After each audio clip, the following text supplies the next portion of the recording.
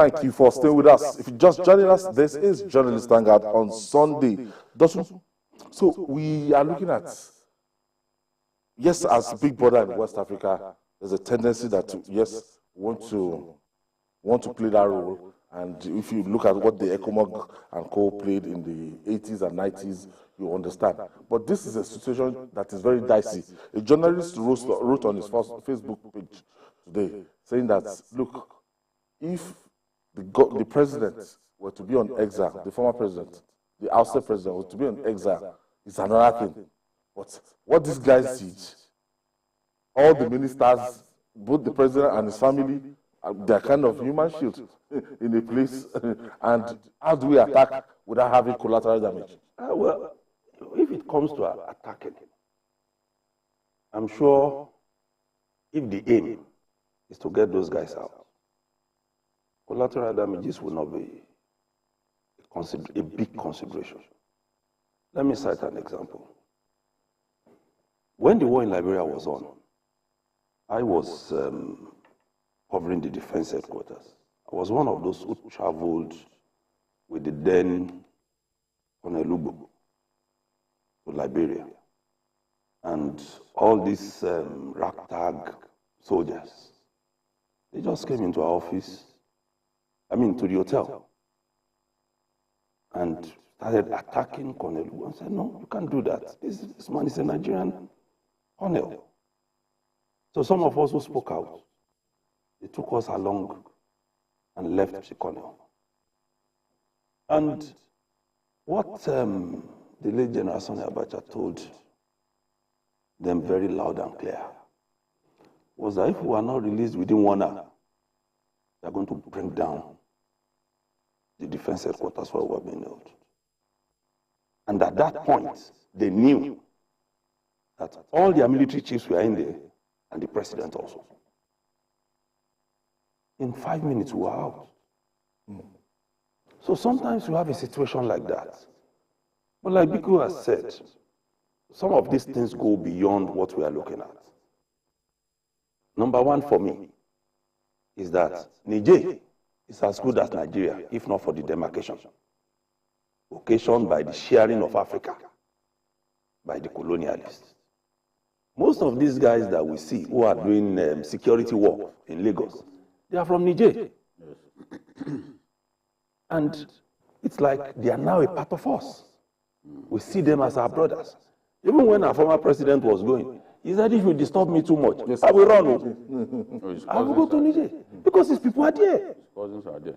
Just as some of our people in Adama have cousins in Cameroon. In Cameroon. And even look at the situation with Benin Republic on this side of the country also. So You were speaking fluently, they have obas now in a lot of towns in that place. They gave us, the guy talking proper Yoruba. So we can't run away from that fact that we are surrounded by people who are our own brothers. The fact that they've been alienated because of colonization doesn't make them less our brother. Two is that we should not get caught in the power tussle among these other countries that are milking Africa, using us to set up their own economic base. BKO made a very serious and valid point that a lot of Nigerians have refused to pay attention to, and which we have been talking about. Between Liberia and Sierra Leone, we spent over $15 billion. $15 billion. What has Nigeria gained from that adventure, apart from losing soldiers? More than 20,000 soldiers. Including generals. We lost. What have we gained? Mitishike Kube, who died, the general, was because he was, according to report, beaten by crocodiles while crossing from a river between Liberia and Sierra Leone. In the night, they had to take Sierra Leone at night. Lost journalists too. Journalists too there. You know, I told you of my own story. It would have, if not for the intervention of Sonia Abacha, some of us would have been killed. Because those guys took us like they were going to, and they took all our money. So we also need to now consider that what is our own interest? What are we going to gain? if we had gone into Liberia and we were expansionist in nature, all of these companies that we had in Nigeria then, they would have been the ones operating in Liberia. But others came, pushed us into the forefront, said, they praised us, we had the best army. Even the US was operating under the Nigerian command. Nigerians commanded ECOWAS. They were their colonial master. And they couldn't, because they didn't even understand the terrain. They didn't even know what to do. They looked for Samuel for how many years? They couldn't get him. It took a Nigerian general to get into his bunker and fish him out. So, but we went there. These people came and took advantage of the economic situation after the war. So we must be careful. That was enjoying it now. Sometimes you tend to underestimate these things, and it is when you go into it. We are just looking at it like maybe, the capacity of the enemy right now. They might not have enough capacity like us and everything. No, but at the end of the day, I was looking at pictures of people trying to cut their throats and all that. When they drop down a bomb on you, nobody will see that knife. That knife. You won't you see even knife. I will go to the. I will use the knife. It's not hand-to-hand combat. No. And some people are already frightened by that. Or you see, the truth is, what was it called? Niger Republic can't stand Nigeria in a war. So the difference is like night and day. Yeah. You look at the capabilities and the capacity of both militaries. They don't measure up At all. It's even a failed state. I've been calling them a failed state since 2016. You see huge areas in Niger Republic, no one is in charge. Yeah. So I've always felt something like this could happen. But war, by its nature, can be very, very tricky, very unpredictable. Very. When Putin was going into that war in Ukraine, he must have felt, under 1 week. 2 weeks, 1 week. He will come begging. But the comedian who is the president of the country, against all expectations. That's proven to be. He's even the one gingering the Americans and the West generally that look, give us the weapons. We'll defend ourselves. We'll defend ourselves. And look at what those Klitschko brothers, look at what they've done. Patriotism. They are defending, they are on the one front. They do see the video of one of their fighter bombers, a woman, who was lost in the first week of the war. See, the death of that woman has energized the people. Yeah. It's not easy to overrun a country of about 50 million people. Even if you would defeat them militarily in pitched battles. How about the insurgency? People don't think about insurgency when they are talking about these things. It's not going to be just conventional warfare throughout. Niger Republic shares boundary with Nigeria across no less than 6 states, beginning from the northwest, ending in the northeast. Damasak in Borno State, they share border with them. Abadam, also in Borno State. In fact, our soldiers, and I was told that they won't allow soldiers to enter because you see, Abadam local government is inhabited only by soldiers. The place had been unsafe. Malam Fatori, that was where Colonel Abu Ali was killed in a night attack by Boko Haram. Our soldiers have been there. In fact, a good number of our main battle tanks, our main battle tank, the T-72 Russian tank, they are located there. So we have good presence. But when they want to eat, they cross into Boso in the Niger Republic because there are no markets like you have in communities where you have civilians and all that. Well, now they say, no, you can't get into Boso.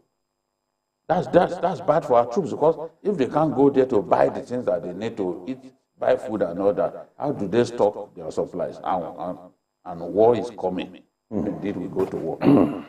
You look at Damasak, the rice-producing belt of Borno State, is very close to Difa in Niger Republic. We even have IDPs in some of those places. They sheltered our people from Boko Haram.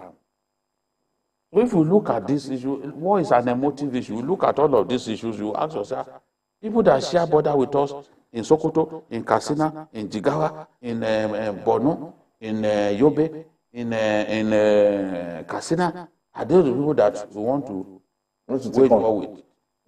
It's tough. They are our It's the brothers. insurgency that I fear, not the military. As for military capability, look, there are very few countries in this continent that I do not trust the Nigerian army against, or the Nigerian forces against, the Air Force and all.